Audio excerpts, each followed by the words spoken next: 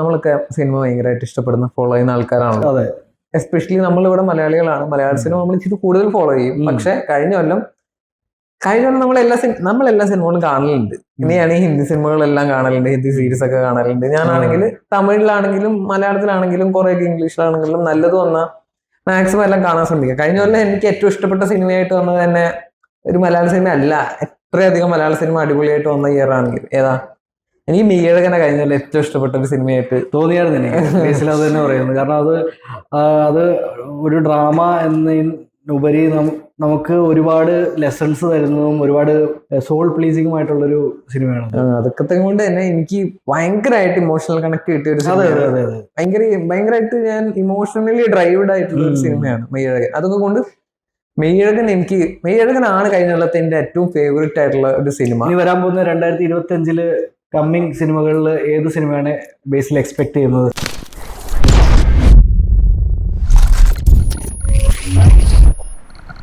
ക്യാമറയ്ക്ക് പിന്നിൽ പ്രവർത്തിക്കുന്ന എഡിറ്റേഴ്സ് ആണെങ്കിലും ഡയറക്ടർ ആണെങ്കിലും റൈറ്റർ ആണെങ്കിലും മ്യൂസീഷ്യൻ ആണെങ്കിലും ഫസ്റ്റ് പ്രയോറിറ്റി എനിക്ക് അവർക്ക്. അപ്പം ഞാൻ ഏറ്റവും കൂടുതൽ പ്രതീക്ഷ മലയാള സിനിമയിൽ ഈ 2025 അല്ല മലയാള സിനിമ വേണ്ട 2025 ഞാൻ ഏറ്റവും കൂടുതൽ ആന്റിസിപ്പേറ്റ് ചെയ്തിട്ടുള്ളത് കത്തനാർ എന്ന് പറഞ്ഞിട്ടുള്ള ജയസൂര്യ നായകനായിട്ട് റോജിൻ തോമസ് ഡയറക്ട് ചെയ്യുന്ന കത്തനാർ എന്ന് പറഞ്ഞിട്ടുള്ള സിനിമയാണ്. 2025 എനിക്ക് ഏറ്റവും കൂടുതൽ പ്രതീക്ഷയുള്ള സിനിമ. എന്റെ രണ്ടാമത്തെ ഏറ്റവും കൂടുതൽ പ്രതീക്ഷയുള്ള സിനിമയുണ്ട്, മൂന്നാമത്തെ ഏറ്റവും കൂടുതൽ പ്രതീക്ഷയുള്ള സിനിമയുണ്ട്. ഫസ്റ്റ് പ്രൈസ് ഗോസ് ടു കത്തനാറാണ്, second prize goes to retro ആണ്, കാർത്തിക് സുബ്രാജ് സൂര്യ പടം. സുബ്രാജ് കോമ്പിനേഷൻ ആണ്, അത് നല്ലൊരു ബ്ലോക്ക് ബസ്റ്റർ കോമ്പിനേഷൻ ആണ്, നമുക്കത് എക്സ്പെക്ട് ചെയ്യാവുന്ന തന്നെ. കാർത്തിക് സുബ്രാജ് എന്ന് പറയുമ്പോൾ പേഴ്സണലി എന്റെ ക്ലോസ് ആയിട്ടുള്ള ഒരു ഡയറക്ടറാണ്. എന്താ വെച്ചാൽ ആള് ഇതിലേക്ക് വന്ന ഒരു വഴി എനിക്ക് ഭയങ്കരമായിട്ട് കണക്ട് ചെയ്യുന്ന, ഭയങ്കരമായിട്ട് ഇമോഷണൽ ആയിട്ട് ആ വഴി. അതായത് ആള് സിനിമ ഇഷ്ടപ്പെടുന്ന ഒരാൾ തന്നെയാണ്, സിനിമയിലായിട്ട് എൻഡ് ഓഫ് ദ ഡേ എത്തുമെന്ന് വിചാരിക്കുന്ന ആൾ തന്നെയാണ്. പക്ഷെ ആളൊരു കോർപ്പറേറ്റ് ജോലിയിലാണ് ഉണ്ടായിട്ടുള്ളത്. ആ കോർപ്പറേറ്റ് ജോലി അവിടെ ഉള്ളത് കൊണ്ട് ജീവിതത്തിലെ പല കാര്യങ്ങളും ഫാമിലി ആയിട്ടുള്ള കാര്യങ്ങളാണെങ്കിലും എല്ലാം നടന്നു പോകേണ്ട ഒരു സിറ്റുവേഷൻ ആ ഒരു ജോലി കാരണം ഒരു ബേർഡൻ പോലെ വന്നു. അപ്പൊ ആ ജോലി അങ്ങനെ ആ ഫ്ലോയിൽ അങ്ങ് ചെയ്തു പോകുന്നു. നമ്മളെല്ലാരും പോലെ ആളും ചെയ്തു പോയി. ഒരു പോയിന്റിൽ ആളെ ടെർമിനേറ്റ് ചെയ്തു. ആള് ആ ഇന്റർവ്യൂവിൽ പറയുന്ന കേൾക്കാൻ തന്നെ നല്ല രസമാണ്. ആള് ഇത് കാർഡ് സ്വൈപ്പ് ചെയ്തപ്പം അകത്ത് കയറാൻ പറ്റില്ല, റിജക്റ്റഡ് എന്ന് പറഞ്ഞു. അപ്പൊ അകത്ത് നിന്ന് ചോദിച്ചപ്പോഴാണ് ആളെ ടെർമിനേറ്റ് ചെയ്തു. ഒരുമിച്ചിരുന്ന് തന്നെയാ കണ്ടത്. പക്ഷെ നിനക്കത് ഓർമ്മ ഉണ്ടാവുന്ന ഞാൻ വിചാരിച്ചില്ല.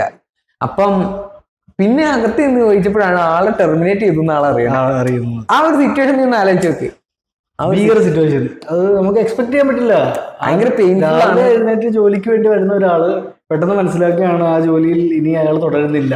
പക്ഷെ ആ മൊമെന്റിൽ ആള് സിനിമയാണ് ഇനി ആള് ഫുൾ ഫ്ലെഡ്ജ് ആയിട്ട് അതുവരെ ആള് ഫുൾ ഫ്ലെഡ്ജ് ആയിട്ട് പോയിട്ടില്ല. പിന്നീട് ആള് ഫുൾ ഫ്ലെഡ്ജ് ആയിട്ട് പോകുന്നത്. ആ ഫുൾ ഫ്ലെഡ്ജ് ആയിട്ട് ഒരു നിമിത്തം ആയിട്ട് നമുക്ക് കണക്കാക്കാവുന്ന. കാരണം ഇങ്ങനത്തെ ഒരു ഡ്രോബാക്ക് കിട്ടുമ്പോഴത്തേക്ക് ഒരു 90% ആൾക്കാരും ബ്രോക്കായി ഡൗൺ ആയിട്ട് പോകുന്ന, ഡിപ്രഷനിലേക്ക് പോകുന്ന ഒരു സ്റ്റേറ്റിലേക്ക് പോകുന്ന ഒരു സമയത്ത് അത്രയും കൂടുതൽ ഡിപ്രഷന്റെ അത്രയും കൂടുതൽ പോസിറ്റിവിറ്റി ഇട്ട് സ്വന്തം ഡ്രീമിന് വേണ്ടി വർക്ക് ചെയ്ത ഒരാൾക്ക് ഹാൻഡ്സ് ഓഫ് തന്നെയാണ്. ആക്ച്വലി അതുകൊണ്ട് തന്നെയാണ് ആള് ഇന്നിപ്പം ഞാൻ ഏറ്റവും കൂടുതൽ ആന്റിസിപ്പേറ്റ് ചെയ്യുന്ന, ഏറ്റവും കൂടുതൽ ആഗ്രഹിക്കുന്ന, ഏറ്റവും കൂടുതൽ കാണാൻ ആഗ്രഹിക്കുന്ന, ഏറ്റവും കൂടുതൽ സിനിമകൾ വരാൻ ആഗ്രഹിക്കുന്ന, ഏറ്റവും കൂടുതൽ സിനിമ ചെയ്യണം എന്ന് ആഗ്രഹിക്കുന്ന ഒരു ഡയറക്ടറുടെ സ്പേസിലോട്ട് കാർത്തിക് സുബ്രാജ് എത്തിയതിൽ ഇങ്ങനത്തെ ഒരു പരിപാടി അതിൽ മെയിൻ ആയിട്ടുള്ള ഒരു പങ്ക് വഹിച്ചത് എന്താ വെച്ചാല് ആള് ഭയങ്കരമായിട്ട് തന്നെ ഇമോഷണൽ ഡ്രൈവ് ചെയ്തിട്ടുണ്ട്. ആള് ഇനി അത് മാത്രല്ല, അത് വിട്ടാലോ ആള് ചെയ്ത സിനിമകൾ പിസ്സ, ജിഗർദണ്ഡ, ദൈവി, പേട്ട, മെർക്കുറി പോലൊരു പടം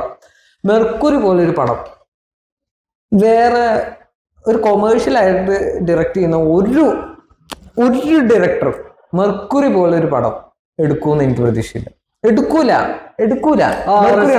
അങ്ങനത്തെ ഒരു റിസ്ക് എടുക്കാൻ, ആ ഒരു ജോണറിന് റിസ്ക് എടുക്കാൻ താല്പര്യം ഉണ്ടാവും. സൈലന്റ് മൂവി, സത്യം ഡയലോഗ് ഇല്ലാത്ത മൂവി ആര് ചെയ്യും? അതുപോലെ തന്നെ ഒരു സിനിമയായിരുന്നു നമ്മുടെ ഹിന്ദിയിൽ ബർഫി എന്ന് പറഞ്ഞ ഒരു സിനിമ. അത് നമ്മുടെ രൺബീർ കപൂറും പ്രിയങ്ക ചോപ്രയും നല്ല തകർത്ത് അഭിനയിച്ച ഒരു സിനിമയായിരുന്നു. അത് എല്ലാവരും കാണേണ്ട ഒരു സിനിമയാണ്. ഇൻ കേസ് ആരും കണ്ടിട്ടില്ലെങ്കിൽ ആ ബർഫി എന്ന് പറഞ്ഞ ഒരു സിനിമ അതും പോയി ഒന്ന് കാണുക. ഡയലോഗ് ഇല്ലാത്ത മൂവി എന്ന് Dialogue പറയുന്നത് ഇല്ലാത്ത നീ മെർക്കുറി കണ്ടിട്ടുണ്ടോ? മറുപടി കണ്ടിട്ടുണ്ട്. എന്താ അത് കഥ? കഥ ഞാൻ പറയില്ല. ബേസിൽ സ്ഥിരമായിട്ടുള്ള സ്വഭാവമാണ്. ഓരോ സിനിമയുടെ കാര്യം ചോദിക്കും, ഞാൻ കണ്ടിട്ടുണ്ടെന്ന് പറയും. ബേസിൽ കഥ ചോദിക്കും, ഞാൻ ഇല്ലെന്ന് പറയും. നമ്മൾ രണ്ടുപേരും ഒരുമിച്ചിരിക്കുന്നതായിരിക്കും കാണുന്നത് മാക്സിമം സിനിമകൾ. കാരണം നമ്മൾ രണ്ടുപേരും അതേ ഒരു ഡയറക്ഷനിലേക്ക് മൂവ് ചെയ്യുന്ന ആൾക്കാരാണ്. ഓക്കെ, അപ്പൊ പറഞ്ഞു വന്നെന്താ വെച്ചാല് മെർക്കുറി എന്ന സിനിമ ഡയലോഗ് ഇല്ലാത്ത സിനിമ, ഡയലോഗ് ഇല്ലാതെ ഒരു സിനിമ എടുത്ത് അത് പുറത്തു കൊണ്ടുവരിക എന്നുള്ളത് ഒരു ഏലിയൻ തിങ് ആയിട്ട് എനിക്ക് തോന്നിയിട്ടുള്ളത്. ആവും. അത് ഏലിയൻ മാത്രമല്ല, സത്യം പറഞ്ഞാൽ നമ്മുടെ ഒരു ഇപ്പോഴത്തെ ഇങ്ങനത്തെ ഒരു സൊസൈറ്റി അല്ലെങ്കിൽ ഒരു ഫാസ്റ്റ് മൂവിങ് സിനിമ വേൾഡിലേക്ക് നമ്മൾ ഇങ്ങനത്തെ ഒരു സിനിമ ഡ്രാഗ് ചെയ്ത് കൊണ്ടുവരുമ്പോഴത്തേക്ക്, അതും റിനൗണ്ട് ആയിട്ടുള്ള ഒരാളല്ല ചെയ്യുന്നതെന്നുണ്ടെങ്കിൽ അത് എന്തുമാത്രം റിസ്ക് ടേക്കിംഗ് ആണ്. ആ റിസ്ക് എടുത്ത പ്രൊഡ്യൂസേഴ്സ്, അതിന് ഇൻവെസ്റ്റ് ചെയ്ത പ്രൊഡ്യൂസേഴ്സിനൊക്കെ ഹാൻഡ്സ് ഓഫ് തന്നെയാണ്. അത് എങ്ങനെയാണ് ഞാൻ എക്സ്പ്ലെയിൻ ചെയ്യേണ്ടത്, എങ്ങനെയാണ് ഞാൻ അതിനെ എന്താ പറയുക അഡ്രസ് ചെയ്യേണ്ടതെന്ന് എനിക്ക് ഒരു പിടുത്തവുമില്ല. പക്ഷേ ഇങ്ങനത്തെ ഒരു പുള്ളിയാണ് അത്. ആ പുള്ളിയെ ഞാൻ അസ്പയർ ചെയ്യുന്നതിൽ, ആ പുള്ളിയുടെ കാര്യത്തിൽ ഞാൻ ഇത്ര ഇമോഷണൽ ആവുന്നതിൽ എന്താ പറയാ, എനിക്ക് തെറ്റ് പറയാൻ പറ്റില്ല. സ്ട്രോങ് ആയിട്ടുള്ള ഒരു സംഭവമുണ്ട്. അപ്പം ബേസിൽ ലാലേട്ടനെ കുറിച്ച് എന്താണ് പറയാനുള്ളത്? ലാലേട്ടന്റെ ഇനിയിപ്പോ 2024 കഴിഞ്ഞു. നമ്മളിപ്പം തുടക്കത്തിൽ തന്നെ സംസാരിച്ച പോലെ 2024 കഴിഞ്ഞിട്ട് ഒരു എന്താ പറയുക, ഒരു മാർക്ക്, ലാലേട്ടൻ മാർക്ക് നമുക്കൊരു സിനിമയിലും കാണാൻ കിട്ടിയിട്ടില്ല. അപ്പൊ ഇനി 2025 നമ്മൾ മുന്നോട്ട് പ്രത്യാശിക്കുമ്പോഴത്തേക്ക് എങ്ങനത്തെ സിനിമകളാണ് ബേസിൽ പ്രതീക്ഷിക്കുന്നത്, അല്ലെങ്കിൽ ഏത് സിനിമയാണ് ബേസിൽ കാണുന്നത് ഇനി മുന്നോട്ട് അടിപൊളിയായിട്ട് വരും? ഇപ്പൊ 2025 ലാലേട്ടനുമായിട്ടുള്ള എന്റെ പ്രതീക്ഷകൾ പറയുന്നതിന് മുന്നേ 2024 ലാലേട്ടൻ എന്തായിരുന്നു? അതിന് മുന്നേ ബേസിക്കലി ഞാൻ ഒരു മമ്മൂട്ടി ഫാനാണ് ബേസിക്കലി. പക്ഷെ അതൊക്കെ പണ്ട് ഫാൻ ഫേറ്റും പണ്ട് ബ്ലണ്ടർ ആയിട്ടുള്ള കാര്യങ്ങൾ സംസാരിച്ചും ആർഗ്യൂ ചെയ്തും ഭയങ്കര വൃത്തികെട്ട ലെവലിലോട്ട് ഞാൻ പോയിട്ടുണ്ട്. പക്ഷെ നിലവിൽ മമ്മൂട്ടി ഒരു മോശം സിനിമ ചെയ്താൽ ഞാനത് സപ്പോർട്ട് ചെയ്യില്ല. മോഹൻലാൽ ഒരു നല്ല സിനിമ ചെയ്താൽ ഉറപ്പായിട്ട് ഞാൻ സപ്പോർട്ട് ചെയ്യും. ഞാൻ ഇമോഷണലി അത് നമ്മൾ ഒരു കഥാപാത്രത്തിനെ അല്ലെങ്കിൽ ഒരു ഫാൻ എന്ന നിലയ്ക്ക് ചിന്തിക്കാതെ കുറച്ച് നല്ല സിനിമകൾ മലയാളം സിനിമയ്ക്ക് കിട്ടുമ്പോഴത്തേക്ക് നമുക്ക് കിട്ടുന്ന ഒരു സന്തോഷത്തിന്റെ ആ ഒരു വൈബിൽ ചിന്തിക്കുമ്പോഴത്തേക്ക് ബേസിൽ പറയുന്ന കറക്റ്റ്. മലയാള സിനിമ നല്ലത് കിട്ടുന്നത് മാത്രമല്ല, ഇതുപോലൊരു സൂപ്പർ സ്റ്റാറിൽ നിന്ന്, മോഹൻലാലിൽ നിന്ന്, ലാലേട്ടനിൽ നിന്ന് ഇങ്ങനെ നല്ല സിനിമകൾ ഉണ്ടായാല് അതിന് കിട്ടേണ്ട റിസപ്ഷൻ നമുക്ക് ചിന്തിക്കാവുന്നതേ ഉള്ളൂ. ഒരു പോയിന്റ് വരെ ലാലേട്ടനിലുള്ള മോഹൻലാലിലുള്ള ആളുകളുടെ ആ ഒരു കോൺഫിഡൻസ് വർക്ക് ചെയ്യാത്ത സിനിമകളിൽ ഒരിക്കലും പിന്നീട് ആ സക്സസ് കണ്ടിട്ടില്ല. ഇനിയിപ്പം ഇക്കൊല്ലത്തെ കാര്യം പറയാം, കഴിഞ്ഞ കൊല്ലം വരെ ഈ ബറോസ് വരെ അങ്ങനെയാണ് സംഭവിച്ചിട്ടുള്ളത്. അതായത് ഒരു ബറോസിന്റെ കമേഴ്ഷ്യലി ഫോക്കസ്ഡ് ആയിട്ടുള്ള സിനിമകളാണ് കൂടുതലും. അല്ലെങ്കിൽ ബറോസിനെ കുറിച്ച് നമുക്ക് കമേഴ്ഷ്യൽ ആയിട്ട് പറയാൻ പറ്റില്ല, പക്ഷെ അതൊരു പുതിയ statement for the Malayalam cinema എന്ന് വേണമെങ്കിൽ പറയാം. പക്ഷെ സ്റ്റിൽ അത് ഒരു കഥാപരമായിട്ട് അല്ലെങ്കിൽ ഒരു സിനിമ, ഒരു കംപ്ലീറ്റ് സിനിമ എന്ന നിലയ്ക്ക് അതൊരു കമേഴ്ഷ്യൽ പടമായിട്ട് നമുക്ക് കണക്കാക്കാൻ പറ്റുള്ളൂ. ആക്ച്വലി എനിക്ക് ഇനിയിപ്പം ബറോസിനെ പറ്റിയിട്ട് സംസാരിക്കണം എന്നില്ല. അതിനെ പറ്റിയിട്ട് ഏറെക്കുറെ എല്ലാവർക്കും ഒരു ധാരണ എന്താണ്. അത് നാട്ടുകാരെല്ലാവരും കണ്ടതാണ്. കണ്ടവർക്കൊക്കെ അവരവരുടേതായിട്ടുള്ള അഭിപ്രായങ്ങളുണ്ട്. അതിനെക്കുറിച്ച് ചർച്ച ചെയ്ത് കാര്യമില്ല. കണ്ടവർക്കൊക്കെ അതൊക്കെ. അപ്പം 2024 ലാലേട്ടനെ സംബന്ധിച്ചിടത്തോളം അത്ര നല്ലൊരു ഇയർ അല്ലായിരുന്നു മലയാള സിനിമയെ സംബന്ധിച്ചിട്ട്. പക്ഷെ ഒരുപാട് മാർക്കറ്റ് ഓപ്പൺ ആയിട്ടുള്ള ഭയങ്കര റീച്ച് കിട്ടിയിട്ടുള്ള ഒരു വർഷമായിരുന്നു മഞ്ഞുമൽ ബോയ്സ്. ഇപ്പം മോളിവുഡ് കഴിഞ്ഞ് നമ്മൾ ടോളിവുഡ് കഴിഞ്ഞിട്ട് നമ്മൾ ബോളിവുഡ് ആ ഒരു ലെവൽ വരെ റീച്ച് ആയിട്ടുണ്ട്. മലയാള സിനിമയുടെ ഒരു ഫെയിമും ആ കഥകളുടെ ഓരോ പശ്ചാത്തലവും കാര്യങ്ങളും എല്ലാം, ഓരോ ചെറിയ മൈന്യൂട്ട് കാര്യങ്ങൾ വരെ നമ്മുടെ ഹിന്ദി പോഡ്കാസ്റ്റിലും കാര്യങ്ങളിലും ഒക്കെ ഇൻഫ്ലുവൻസേഴ്സ് ആയാലും ആക്ടേഴ്സ്, ഡയറക്ടേഴ്സ് എന്ന് വേണ്ട എല്ലാ ഫീൽഡിലും എല്ലാ മേഖലയിലുള്ള ആൾക്കാർ നോർത്ത് ഇന്ത്യയിലായാലും അതല്ലാതെ എന്താ പറയുക ടോളിവുഡിലായാലും കന്നഡയിലായാലും അവരെല്ലാവരും സംസാരിച്ചുകൊണ്ടിരുന്ന കാര്യം the quality of making Malayalam movies. അതെ, ഇപ്പം റീസെന്റ് നമുക്ക് 2025 വരാം. അത് മുന്നേ ഈ ഒറ്റ ടോപ്പിക് കൂടെ പറയാം. അതായത് റീസെന്റ് മറ്റേ അനുരാഗ് കശ്യപിനെ അറിയാതിരിക്കില്ല, ഡൽഹിയിൽ നിന്നല്ലേ. അപ്പം അനുരാഗ് കശ്യപ് നോർത്ത് ഇന്ത്യ വിട്ടിട്ട് സൗത്ത് ഇന്ത്യയിലോട്ട് വരാൻ പോവാ. അവിടെ വെറും എന്താ പറയാ സോക്കോൾഡ് സ്റ്റഫ്സ് മാത്രമേ ഉള്ളൂ. അവിടെ ക്വാളിറ്റി ഇല്ല. അവിടെ ആൾക്ക് നിൽക്കാൻ താല്പര്യം ഇല്ലാതെ ആക്കിയൊരു കാരണങ്ങൾ ഒരുപാട് ഉണ്ടാവുമല്ലോ. ആളിപ്പോ സൗത്ത് ഇന്ത്യയിലോട്ട് വരികയാണ്. എന്തുകൊണ്ട്? ആള് സൗത്ത് ഇന്ത്യയിലോട്ട് വരികയാണ്. ഇൻഡസ്ട്രി ആളെ പഠിപ്പിച്ച കാര്യങ്ങളും പുതിയൊരു ഇൻഡസ്ട്രി എങ്ങനെ മൂവ് ചെയ്യുന്നു, ഏത് ഡയറക്ഷനിലോട്ട് ഫ്യൂച്ചറിലേക്ക് മൂവ് ചെയ്യുന്നു എന്നുള്ള കാര്യം അതുപോലത്തെ ഒരു സിനിമ മേക്കർ, അതുപോലത്തെ ഒരു ഫിലിം മേക്കറിന് മനസ്സിലായില്ലെങ്കിലേ അത്ഭുതമുള്ളൂ. അപ്പോൾ അത് പുള്ളി തിരിച്ചറിഞ്ഞിട്ട് വരികയാണെന്നും കൂടെ നമുക്ക് വേണമെങ്കിൽ അത് പറയാം. Indian cinema cornering to south Indian cinema എന്നുള്ള ഒരു സ്പേസ് എനിക്ക് ആണ് അത് തീർച്ചയായിട്ടും. നമ്മുടെ ഈ ഒരു കോവിഡ് കഴിഞ്ഞ കാലഘട്ടം മുതൽ നമ്മുടെ സിനിമകളുടെ അതിന് മുന്നേയും ഉണ്ടായിരുന്നെങ്കിൽ പോലും കോവിഡ് കഴിഞ്ഞ ഒരു കാലഘട്ടം മുതൽ ബോളിവുഡ് സിനിമകളുടെ ഒരു ക്വാളിറ്റി റേഷ്യോ താഴോട്ടും, മലയാളം സിനിമ സ്പെസിഫിക്കലി അവരുടെ റേഷ്യോ വെരി ഇന്റർനാഷണലി ഹൈ ആക്കി, അല്ലെങ്കിൽ നാഷണലി പാൻ ഇന്ത്യ ലെവലിൽ ഹൈ ആക്കിക്കൊണ്ടാണ് പോകുന്നത്. അപ്പോൾ ആ ഒരു രീതിക്ക് നോക്കുകയാണെങ്കിൽ definitely Indian cinema is convert to Malayalam cinema. ഇനി 2025 എന്താണ് നമ്മുടെ പ്രതീക്ഷകൾ? 2025 മെയിനായിട്ട് ഞാൻ പറയുകയാണെങ്കിൽ മെയിനായിട്ട് മോഹൻലാൽ എന്നൊരു ഫാക്ടറാണ്. മോഹൻലാൽ എന്ന ഫാക്ടർ ഒന്ന് ഫോമിലോട്ട് ഒന്ന് തിരിച്ചു വരും. അത് മോഹൻലാൽ എന്നൊരു ഫാക്ടർ 2025 ഒരു വലിയ ഫാക്ടർ ആവും എന്നുള്ള ഞാൻ പറയാനുള്ള മെയിൻ കാരണം, ഞാൻ പ്രതീക്ഷിക്കുന്ന മെയിൻ കാരണം, ഒന്ന് എല്ലാവരും പ്രതീക്ഷിക്കുന്ന എംപുരാൻ ഉണ്ട്. എംപുരാൻ ഞാൻ സെക്കൻഡറി ആയിട്ട് കൺസിഡർ ചെയ്യുന്നുള്ളൂ. എന്റെ പ്രൈമറി ഫോക്കസ് അത് പല കാര്യങ്ങളുണ്ട്. പ്രൈമറി ഉള്ളപ്പോ സെക്കൻഡറി പറയുമ്പോ സെക്കൻഡറി ഉണ്ടെങ്കിൽ പ്രൈമറി സെക്കൻഡറി ഒക്കെ വേണമല്ലോ. ഇത് പ്രൈമറി ജിത്തുമാധവൻ പടാണ്. ഓക്കെ, ആരാ ജിത്തുമാധവൻ? ജിത്തുമാധവൻ പടം.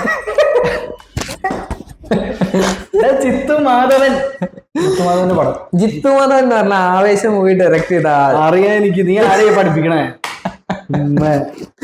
രോമാഞ്ചം ഡയറക്ട് ചെയ്ത ആൾ അറിയാൻ എനിക്ക്. കണ്ടിരുന്നു ജിത്തു സാർ. ഇത് കട്ട് ചെയ്ത് കേട്ടോ. അപ്പൊ ജിത്തുമാധവൻ മോഹൻലാൽ കോമ്പിനേഷനിൽ വരുന്ന 2025 പ്രതീക്ഷിക്കുന്ന ആ സിനിമയാണ് മോഹൻലാൽ എന്നൊരു ആക്ടറിൽ നിന്ന്, മോഹൻലാൽ എന്നൊരു സ്റ്റാറിൽ നിന്ന് 2025 ഞാൻ ഏറ്റവും കൂടുതൽ ആന്റിസിപ്പേറ്റ് ചെയ്യുന്ന സിനിമ. തിരിച്ച് മോഹൻലാൽ ആയിട്ട് വരുമോ എന്നാണ് ബേസിൽ പറയുന്നത് ഈ സിനിമയിലൂടെ. അതാണ് ബേസിൽ മനസ്സിൽ വിചാരിച്ചിരിക്കുന്നത്. ആ സിനിമയെ മുന്നോട്ട് കാണുന്നത്. It's not about I'm thinking Mohanlal like that, like this, like whatever. Then what? ആവേശം സിനിമയിൽ ഫഹദിനെ പ്രസന്റ് ചെയ്തേക്കുന്ന രീതി നോക്ക്. ആവേശം സിനിമയിൽ ഫഹദിന് എത്ര അടിപൊളിയായിട്ട് സംഭവം പ്ലെയിൻ ആയിട്ടാണ്, ഓൾമോസ്റ്റ് കഥ പ്ലെയിൻ ആയിട്ടാണ്. പക്ഷേ സിറ്റുവേഷൻ അതിൽ ഫഹദിനെ പ്രസന്റ് ചെയ്തേക്കുന്ന രീതി ഫഹദ് ഒരു സൂപ്പർ സ്റ്റാർ പരിപാടി ഒന്നല്ല, പക്ഷെ ഒരു സ്റ്റാർ കൈൻഡ് ഓഫ് ആളാണ്. ഒരു കിടിലൻ ആക്ടറാണ്. മലയാള സിനിമയിൽ തന്നെ ദ ബെസ്റ്റ് ആക്ടർ എന്ന് വേണമെങ്കിൽ മലയാളം സിനിമയിൽ നമുക്ക് ഫഹദിനെ മലയാളം സിനിമ മാത്രം ആയിട്ട് നിർത്തിവെക്കാൻ പറ്റില്ല. Fahadh is an pan Indian star. Fahadh is a pan Indian star. പക്ഷേ മലയാള സിനിമയിൽ ഇപ്പൊ ദ ബെസ്റ്റ് ആക്ടർ ഫഹദ് ആണെന്ന് പറഞ്ഞാൽ ഞാൻ ശരത്തിന് എന്താ റിപ്ലൈ ചെയ്ത? ഞാൻ അംഗീകരിക്കും. അപ്പൊ പിന്നെ അതങ്ങോട്ട് തീർന്നു. ഫൈറ്റ് ചെയ്യാൻ വരികയായിരുന്നു അംഗീകരിച്ചില്ലെങ്കിൽ എന്തുകൊണ്ട് എന്നിട്ട് ചോദിച്ചിട്ട് ബേസിൽ ഫഹദിനെ കുറിച്ച് എന്തെങ്കിലും പറഞ്ഞാൽ ഞാൻ ബേസിലോട് അത് ഡിഫെൻഡ് ചെയ്തതിന് അതാണ് ബേസിൽ ആഗ്രഹിച്ചത്. പക്ഷെ നടന്നില്ല.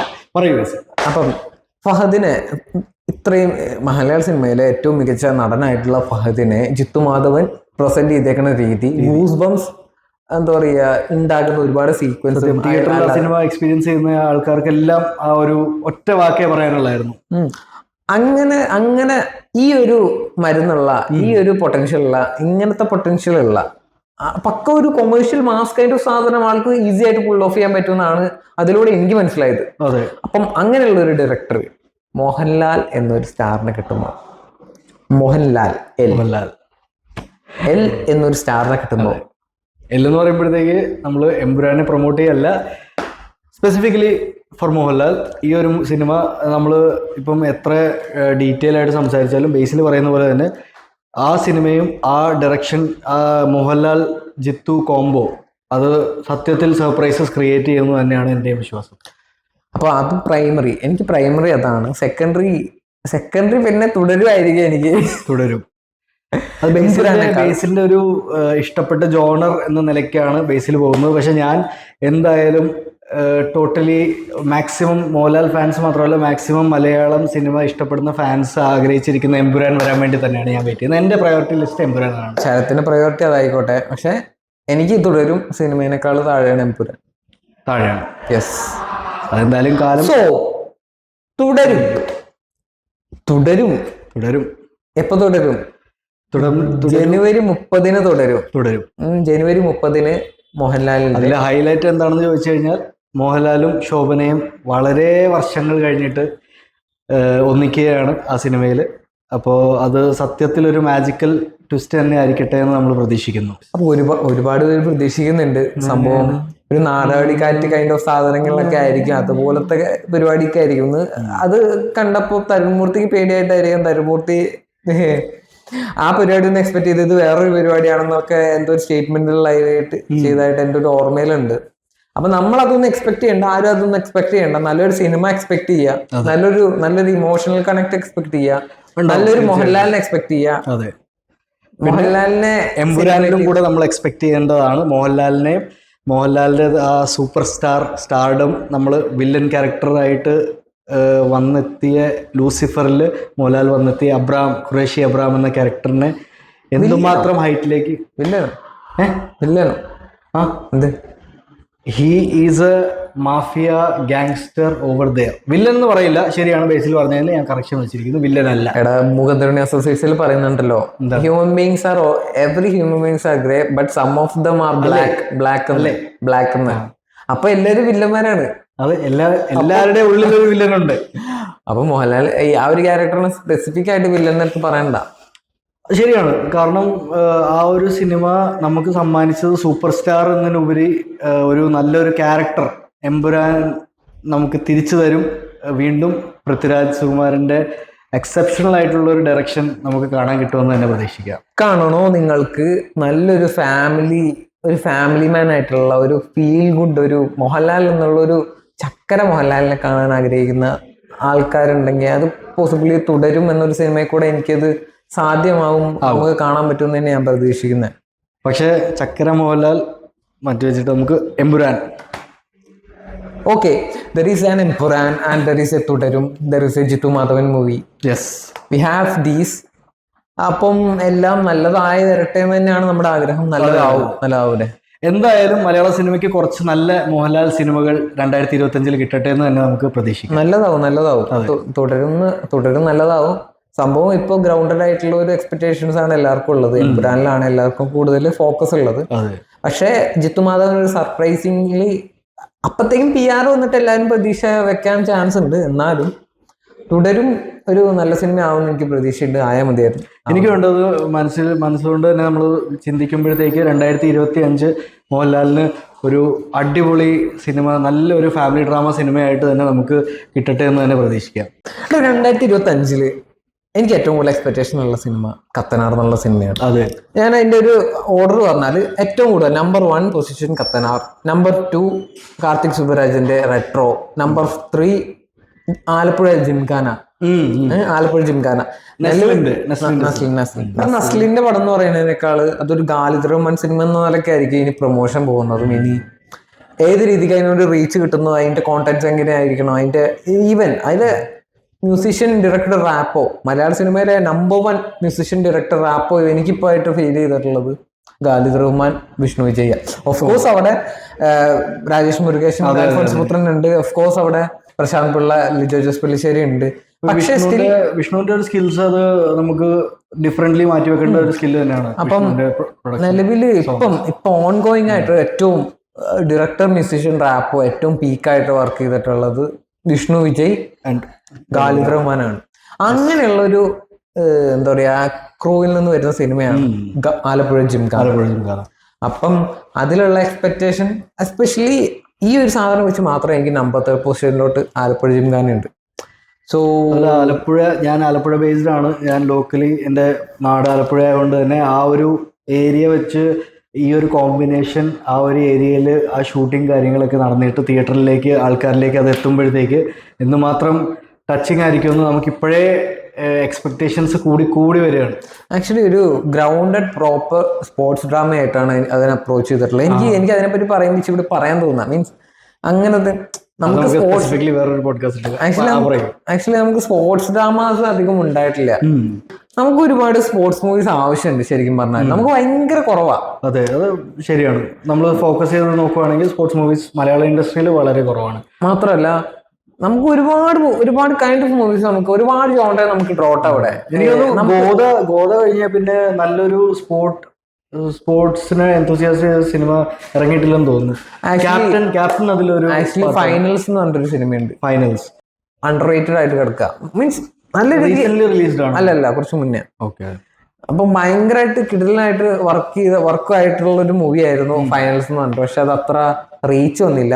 അത് എനിക്ക് ഭയങ്കര പെയിൻഫുൾ ആയിട്ടുള്ള കാര്യമാണ്. നല്ല സിനിമകൾ റീച്ച് വരാതെ മോശം സിനിമകൾ ആളുകൾ ഏറ്റെടുക്കുമ്പോൾ അത് കാണുമ്പം എനിക്ക് ഭയങ്കരമായിട്ടുള്ള സങ്കടം ഉണ്ടാവലുണ്ട്. അതായത് നമ്മളിപ്പോ ഒരു നല്ല സിനിമ ചെയ്തിട്ട്, ഇതിപ്പോ നമ്മളൊരു അസ്പയറിംഗ് ആയിട്ടുള്ള ആൾക്കാരാണ്. നമ്മളൊരു നല്ല സിനിമ ചെയ്യുമ്പോൾ ഇൻ കേസ് നമ്മളൊരു നല്ല സിനിമ ചെയ്താൽ അതിന് അപ്രിസിയേഷൻ കിട്ടാതെ ഒരു മോശം സിനിമയ്ക്ക് അപ്പുറത്ത് എൻ്റെ ഒരു അപ്രിസിയേഷൻ വരുമ്പോൾ നമുക്ക് ഭയങ്കര സങ്കടം വരില്ലേ? ആ സങ്കടം എനിക്ക് ഇപ്പോഴേ ഫീൽ ആവുന്നുണ്ട്. ഓരോ മോശം സിനിമകൾ നല്ല സിനിമകൾ ഇങ്ങനെ വന്നിട്ട് അത് ഭയങ്കര കാറ്റഗറി വൈസ് നമ്മൾ ഡിവൈഡ് ചെയ്യുകയാണെങ്കിൽ ഇങ്ങനത്തെ സിനിമകൾക്ക് വലിയ ഹൈപ്പ് കിട്ടിയില്ലെങ്കിലും ആൾക്കാരത് നെഞ്ചോടെ ഏറ്റ് അല്ലെങ്കിൽ മനസ്സിൽ കൊണ്ട് നടക്കുന്ന സിനിമകളാണ് ഈ സ്പോർട്സ് എന്തൂസിയാസ്റ്റ് ആയിട്ടുള്ള സിനിമകൾ. പിന്നെ ഞാൻ പറഞ്ഞല്ലോ, നമ്മൾ ഒരുപാട് ജോൺറേസ് നമുക്ക് ഡ്രോട്ട് ഫീൽ ചെയ്യുന്നുണ്ട്. ഒന്ന് സ്പോർട്സ് ഓഫ് കോഴ്സ്, അതല്ല ഹൊറർ സിനിമ നമുക്ക് ഭയങ്കരമായിട്ട് ഡ്രോട്ട്. അത് 2025 നമുക്ക് കടത്തി വെട്ടാൻ വേണ്ടി ആ ഹൊറർ സിനിമ ഫുള്ളി കവർ ചെയ്യാൻ വേണ്ടിയിട്ടാണ് നമ്മുടെ ഇപ്പം ബേസിലിന്റെ ഫസ്റ്റ് പ്രയോറിറ്റി ആയ നമ്മുടെ കത്തനാർ എന്ന് പറഞ്ഞ സിനിമ വരുന്നത്. പേഴ്സണലി എനിക്ക് ഹൊറർ ഭയങ്കര, നോട്ട് ഓൺലി ഹൊറർ, എനിക്ക് എല്ലാ ജോണ്ടറും ഇഷ്ടം. എനിക്ക് ഇമോഷണലി കണക്ട് ആയിട്ട് നല്ലൊരു ഡ്രൈവ് കിട്ടിയാൽ മതി, നല്ലൊരു ആർക്ക് ഉണ്ടായാൽ മതി, നല്ല ക്യാരക്ടേഴ്സ് വർക്ക് ആയാൽ മതി, നല്ല ക്യാരക്ടർ ഡെപ്ത് ഉണ്ടായാൽ മതി. ഇതിപ്പോ നമുക്ക് കരയാൻ വേണ്ടിയിട്ട് നല്ലൊരു സീൻ ഉണ്ടായാൽ എനിക്ക് കരയണമെന്ന് ആഗ്രഹമുള്ള ആളാ, പക്ഷെ അങ്ങനത്തെ ഒരു സീക്വൻസ് എനിക്ക് വർക്ക് ആവുന്നില്ല. ഞാനും ഇപ്പൊ ആലോചിക്കുകയാണെങ്കിൽ, കുറച്ച് ബാക്കിലോട്ട് ആലോചിക്കുകയാണെങ്കിൽ, ഞാനൊക്കെ കൊച്ചായിരുന്ന സമയത്ത് ഒരു മിഡിൽ ഏജ് പ്യൂബർട്ടി ഹിറ്റ് ചെയ്യുന്നൊക്കെ സമയത്ത് നമ്മൾ കാഴ്ച എന്ന് പറഞ്ഞ സിനിമ ആദ്യമായിട്ട് കാണുമ്പോഴത്തേക്ക് മമ്മൂട്ടിയുടെ കണ്ണീന്ന് കണ്ണുനീര് വരുമ്പോഴത്തേക്ക് നമ്മളവിടെ വിതുമ്പിയിട്ടുണ്ട്. അത്രയും കണക്റ്റായ സിനിമകൾ ഇപ്പോഴും ആ ഒരു സിനിമ നമ്മൾ കാണുകയാണെങ്കിൽ നമ്മുടെ കണ്ണ് നിറയും. അത്രയും കണക്റ്റായുള്ള സിനിമകൾ ഇപ്പോൾ ബേസിൽ പറഞ്ഞ പോലെ തന്നെ അങ്ങനത്തെ ഒരു സിനിമകളുടെ ഡ്രോട്ടും നമുക്ക് ഫീൽ ചെയ്യുന്നുണ്ട്. മീൻസ് ഇതിപ്പോ എനിക്ക് സ്പെസിഫിക് ജോൺറയിൽ സിനിമ വരുന്നത് മാത്രമല്ല, അങ്ങനെ ആ ജോൺറേസും ഇവിടെ സെലിബ്രേറ്റഡ് ആവണം. അതായത് fantasy, fiction, science fiction, horror comedy, horror thriller, horror tragedy, എന്ത് വേണേലും ആയിക്കോട്ടെ. ഈ ജോൺറേസ് ഇവിടെ വരണം എന്ന് എനിക്ക് ആഗ്രഹമുണ്ട്. മാത്രമല്ല ഏത് ജോൺറ വന്നാലും നല്ല സിനിമകൾ വന്നാൽ നമ്മളെ അക്സെപ്റ്റ് ചെയ്യാനുള്ള ഒരു മൈൻഡാണുള്ളത്. ഏത് ജോൺറ ആണെങ്കിലും നല്ല സിനിമകൾ വരണം. പക്ഷെ ഈ ജോൺറയും കൂടി വന്നാൽ ഡബിൾ ഹാപ്പി എന്നുള്ളൊരു സംഭവം. മാത്രമല്ല 23-ാം തീയതി ഇതിപ്പം ലാലേട്ടന്റെ കാര്യം പറഞ്ഞു, പിന്നെ സാധനമുണ്ട്, നമ്മളെ അണ്ണനുണ്ട് ഇവിടെ. ലാലേട്ടന്റെ കാര്യം പറഞ്ഞില്ലേ, അപ്പൊ ഇനി നമുക്ക് മമ്മൂട്ടിയുടെ കാര്യം പറയാതിരിക്കാൻ എങ്ങനെ പറ്റും? മാത്രമല്ല ഇത്ര വേഴ്സറ്റൈൽ ആയിട്ട് എല്ലാത്തിലും പിടിച്ച് എല്ലാ ജോണ്ടയും, ഞാൻ ഏതാ ജോണ്ട ചെയ്യാത്ത, ഞാൻ ഏത് സാധനം ചെയ്യാത്ത, അങ്ങനെ തെരഞ്ഞു പിടിച്ച്. ഇതിപ്പോ ജെറിൻ കെ ജോസ് എന്ന് പറഞ്ഞുള്ള സിനിമ ആള് ഡയറക്ട് ചെയ്യുന്ന സിനിമയിൽ ഭയങ്കരമായിട്ടൊരു വില്ലൻ റോളാ. വിനായകനെ കണ്ട അതിൽ നായകനായിട്ട് തന്നെ തോന്നുന്നു. അതിൽ മമ്മൂട്ടി വില്ലനായിട്ട് എന്തോ ഒരു ക്രൈമാണ്. Jithin K Jose Mammootty company produce ചെയ്യുന്ന പടമാണ്. എന്തോ മമ്മൂട്ടിക്ക് എല്ലാം പിടിച്ച് എല്ലാം കവർ ചെയ്യണം എന്നുള്ളൊരു സാധനമാണ് തോന്നുന്നു. എനിക്ക് തോന്നുന്നു ഡിഫറെന്റ് ആയിട്ടുള്ള സംഭവങ്ങൾ ആൾ അപ്രോച്ച് ചെയ്താൽ ആള് എസ് പറഞ്ഞ അങ്ങനത്തെ സിനിമകളൊക്കെ ആവാറുണ്ട്. കാരണം പുള്ളിക്കാരൻ എപ്പോഴും ഒരു ന്യൂ ഇന്നോവേഷൻ തപ്പി നടക്കുന്ന ഒരു കൊച്ചുകുട്ടി. പ്രായം കൂടുന്നതിന്റെ കൂടെ തന്നെ പുള്ളിക്കാരൻ കൊച്ചു കുട്ടിയായി മാറിയിട്ട് ഓരോ ചെറിയ ചെറിയ കൗതുകമുള്ള സാധനങ്ങൾ വരെ, ചെറിയ ചെറിയ കൗതുകമുള്ള ക്യാരക്ടർ വരെ. ഇപ്പൊ ബ്രഹ്മയുഗത്തിൽ ആ ക്യാരക്ടർ, എന്താ പറയുക, ആ മാടന്റെ അല്ലെങ്കിൽ ഈ പറയുന്ന എന്താടാ പണ്ടായ സാധനം, ചാത്തന്റെ കട്ട് ചെയ്യണ്ട. അപ്പൊ ആ ചാത്തന്റെ റോളൊക്കെ ചെയ്യാന്ന് പറഞ്ഞാൽ എല്ലാ ജോണറേയും ട്രൈ ചെയ്ത് അതിൽ സാറ്റിസ്ഫാക്ഷൻ കണ്ടെത്തുന്നതിൽ മമ്മൂക്കയെ കഴിഞ്ഞിട്ടുള്ളൂ നമ്മുടെ ഇൻഡസ്ട്രിയിൽ ഇന്നും അന്നും. യെസ്. അപ്പൊ നമ്മള് തൊട്ടടുത്ത ആഴ്ചയിൽ തന്നെ മമ്മൂക്കന്റെ പരിപാടി വരുന്നുണ്ട്. പറയേ, Dominic and the ladies bus. അത് ചെറിയ പരിപാടി അല്ല. ഇത് നോർമൽ ആയിട്ടുള്ള ഒരു ആള് ഡയറക്ട് ചെയ്ത് നോർമൽ ആയിട്ടൊരു മമ്മൂട്ടി അഭിനയിക്കുന്ന ഒരു സിനിമ എന്ന് പറയുമ്പോൾ അങ്ങനത്തെ ഒരു സംഭവത്തിലോട്ട് വരും നമ്മൾ. പക്ഷെ ഇതിന്റെ ഡയറക്ടർ ഫോക്കസ് പോകേണ്ട ഒരാളാണ്. ആരാ? ആരാ? ഗൗതം വാസുദേവ് മേനോൻ. സംഭവം ആ പേര് കേട്ടിട്ടുണ്ട്. ആരാ ആ പേര് കേൾക്കുമ്പോഴേ, ആരാ? ആ പേര് കേൾക്കുമ്പോ നമുക്കൊരു പേടിയാ. സിനിമ ഫോളോ ചെയ്യുന്ന ആൾക്കാരെന്ന നിലയ്ക്ക് നമുക്കൊരു പേടിയാ.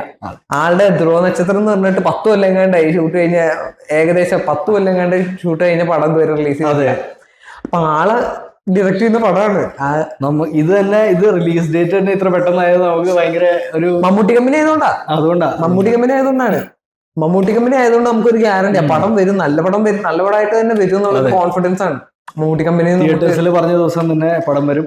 23-ാം തീയതി Dominic and the ladies purse Gautham Vasudev Menon direct ചെയ്യുന്ന.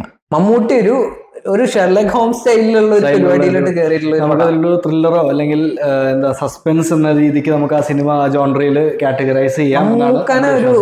ഒരു പ്ലസന്റ് റോളില് മമ്മൂക്കനെ എങ്ങനത്തെ ഒരു റോളിൽ നമുക്ക് ആവശ്യമുണ്ടോ ആ റോളിൽ മമ്മൂട്ടി കാണാത്ത ഒരു റോൾ എന്ന് വേണമെങ്കിൽ പറയാം. അങ്ങനത്തെ ഒരു റോൾ നമ്മൾ മമ്മൂക്കയെ കാണുന്നു ഈ 23-ാം തീയതി. പ്ലസന്റ്ഫുൾ മമ്മൂക്ക. അങ്ങനത്തെ ഒരു മമ്മൂക്കാനെ നമുക്ക് കാണാൻ കിട്ടും. കാണാൻ കിട്ടും. അപ്പോ 23-ാം തീയതി അല്ലേ? അപ്പം ജനുവരി 23-നാണ് Dominic and the ladies bus release. January 16-ന് പ്രാവൻകൂട് ഷാപ്പാണ്. ജനുവരി 23-ന് ഡൊമിനിക് ആൻഡ് ലേഡീസ് ബസ്. ഞാൻ മറ്റേ ഫസ്റ്റ് പറയാം, പ്രാവൻകൂട് ഷാപ്പ് പറയാം. ഡൊമിനിക്കിന്.